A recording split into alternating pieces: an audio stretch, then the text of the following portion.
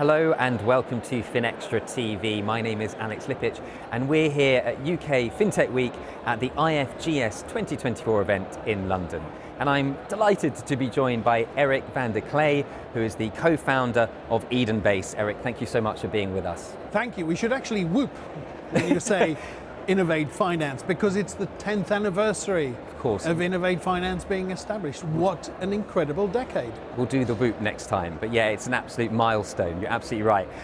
So Eric, the kind of key topic of this event and what sort of everyone's talking about is the next generation of fintechs.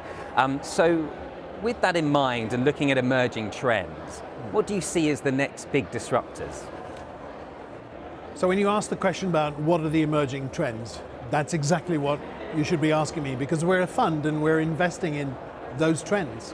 Right. So we've seen the last decade of incredible growth in fintech in the UK, with neobanks, open banking, so many amazing initiatives driving growth. What does the next decade look like, you think about it? Well, think about it this way. Finance and the digitization of finance is maybe less than 10% done. There's still another 90% to do. What does that mean? We're seeing innovations such as blockchain, finally starting to get a few footholds and being used as, if you like, the rails for a more frictionless way of doing international settlement in places where trust is very difficult. Finally seeing things like that. If you want to get geeky, I can tell you about new standards that I think are very fascinating. Let's do it. Oh, let's do it, okay. Well, I'm always up for getting geeky. Well, for example, a group of developers that are not Ethereum have created a new standard called ERC 404. Why is that important, you might ask? Well, it's because of this. It's because they have figured out a way of creating a non-fungible token that can be owned by multiple wallets. Right. Why is that important? It's because it means that potentially now, true fractional ownership through blockchain could be possible.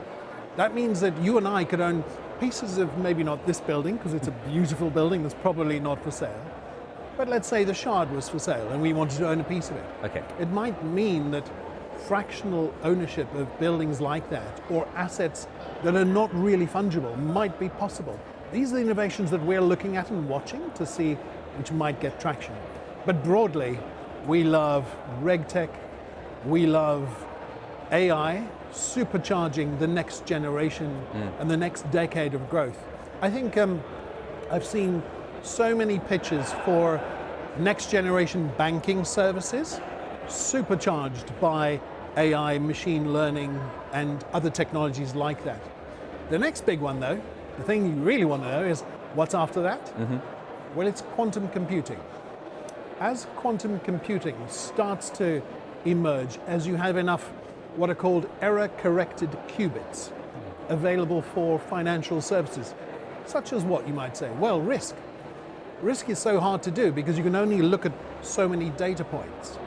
If there are enough error-corrected qubits that allow you to look at all of the data points to make the best possible risk decision, that's going to be massively impactful for asset managers. There's so much more to do.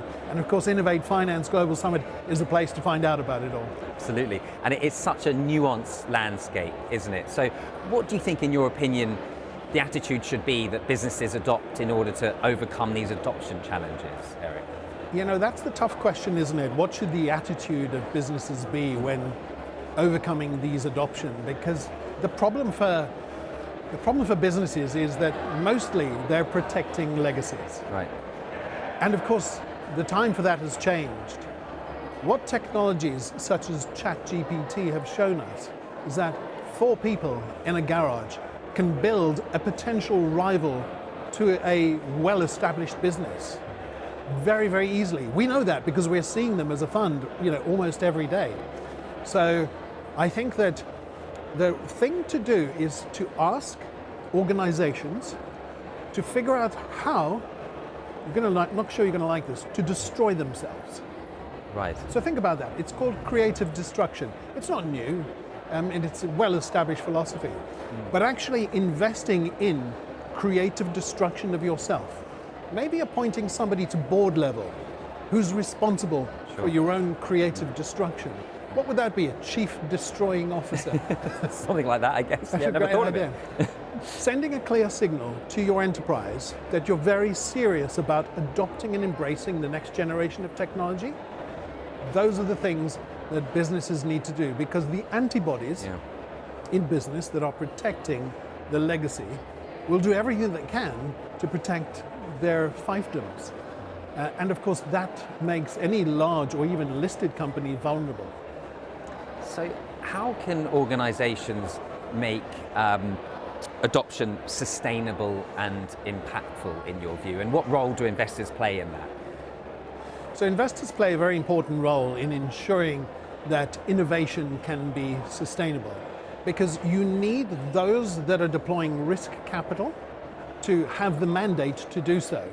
But directly connecting the investment strategy into those innovations with the opportunity for adopting those innovations in the businesses. What I'd advise any corporate to do is find your favorite venture capital funds that are open to disrupting your sector and put some capital in as a limited partner with the right to look at the deals that they're processing, and also help the deals that they're processing get traction within the organization. That means you've got to commit resources to it. And I'm putting the flag up, obviously we're running a fund, but that's exactly what we're seeing. The smartest investors in our fund are those that are also have businesses that could be directly affected by the businesses that we invest in. That's probably the safest strategy, but it's also the one that might mean that you transform yourself as a business. The next decade might mean you look very different because you've made that kind of decision to invest in your own disruptor. Eric, thank you for sharing such an intriguing insight, painting such a colourful picture for us. I know you've got a busy schedule ahead. You can hear it still buzzing, even at this time of the day in this event. So thank you for your time. We'll let you get off, but thank you so much for spending the time with us. Thank you. Thank you, Eric.